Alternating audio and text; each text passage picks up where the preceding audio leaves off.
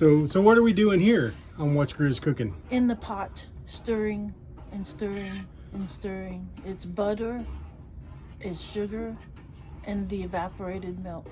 Okay, we got it on what, medium heat?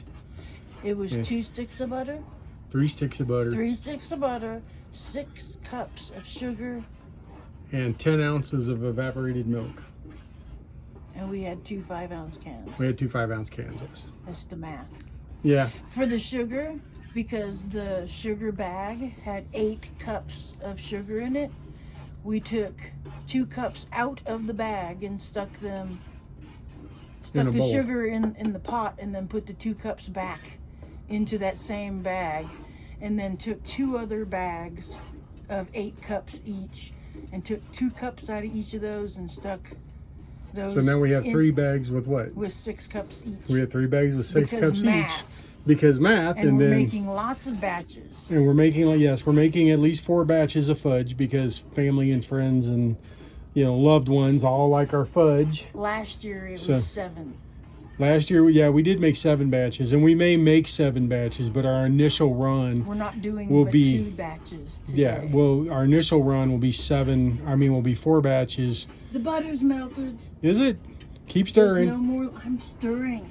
So you're gonna stir and stir and stir for at least 15 minutes. Yeah, 15 minutes, it should start bubbling. And you look for those first little bubbles, and once it's started bubbling, then you set a timer for like 5 minutes. We just use the timer. Yeah, we just use what's on the stove. That one says 27, this one Yeah, says they're 28. just slightly off. Just always use the same one.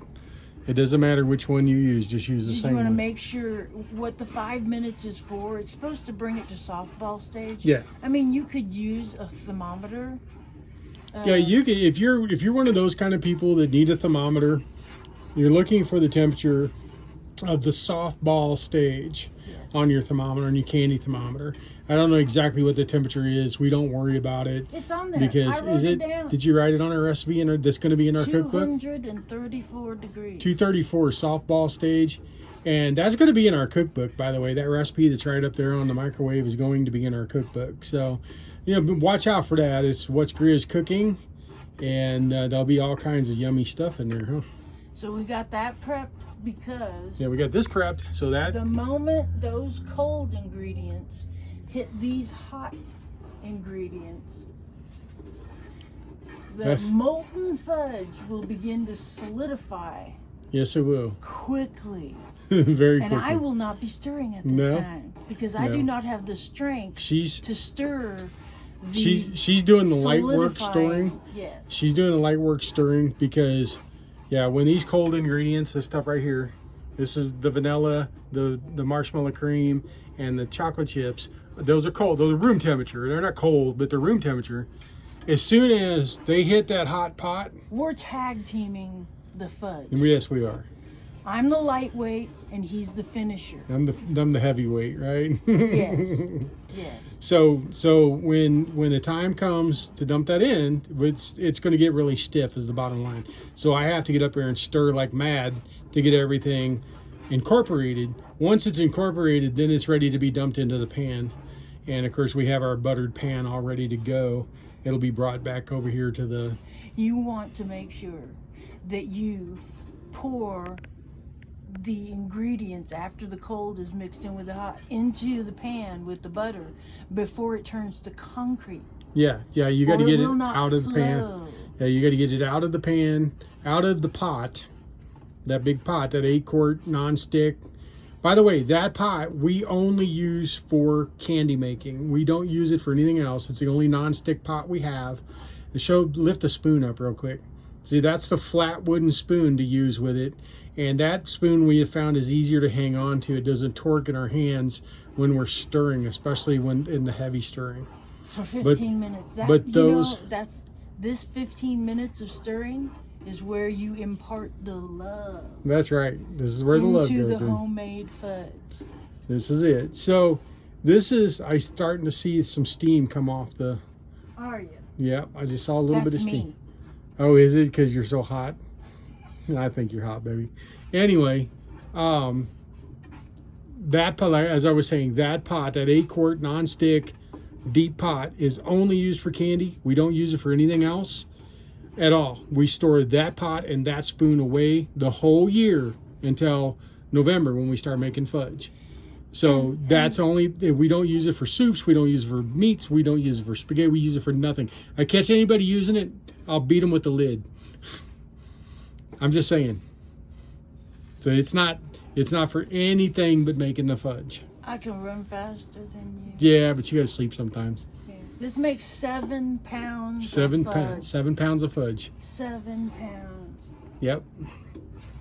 Yep, 7 pounds of fudge. So it's a lot of fudge, and you know, if you've got lots of family and friends, it's a great gift. And what is best if you do it at least 2 or 3 days ahead, so that once you pour it in there, it has time to completely solidify before you cut it. Yeah, it kind of hardens a little bit over a day or two, makes it easier to cut and easier to store. And so you want it to, you don't have to set it uncovered necessarily, but you don't want to cover it tightly. So like just set a piece of foil over the top of your pan that's not touching the fudge, but just let it set. You don't want it to draw moisture. You want it to set and dry just a little bit to cure. And that's the word I was looking for. It's got to cure for a day or two, and it'll be much easier to cut and store that way. If you're doing nuts like pecans, if you roast the nuts first, it gives them a good you can flavor.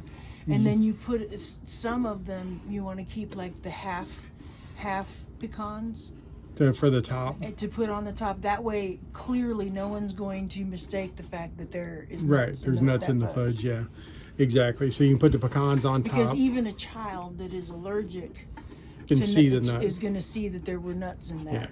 Yeah, that's the thing. We have a child in the family who's allergic to nuts. So this original batch has no nuts. Her. We do. We don't want her to be sick, and we want her to have fudge. So it would be really bad at Christmas time for her to be sick. But yes, you can put the pecans in the oven on a cookie sheet and roast them for a little bit, just a few minutes, and it'll really bring the smell out and makes them a little more crispy, you know, because they've been stored, and it just improves the flavor tremendously. Just don't overdo it and dry them out. But you want to put the pecans on the fudge while it's still soft and setting up.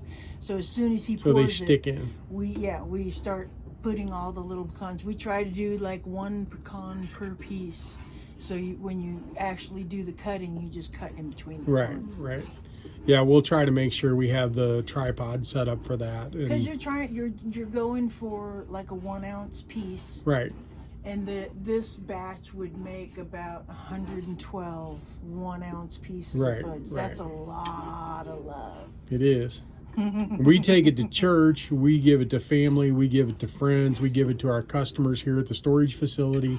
They love us. We have little like Christmas ornaments that hold 1 piece, and we hang them on the Christmas tree, and then when they come in to pay their bill, we let them take one of the little ornaments with the piece in it. And like we have a few customers that have lots of units, and we tend to give them like maybe a pound of fudge as a gift, you know, because they spend a lot of money with us and take care of us, so we appreciate them.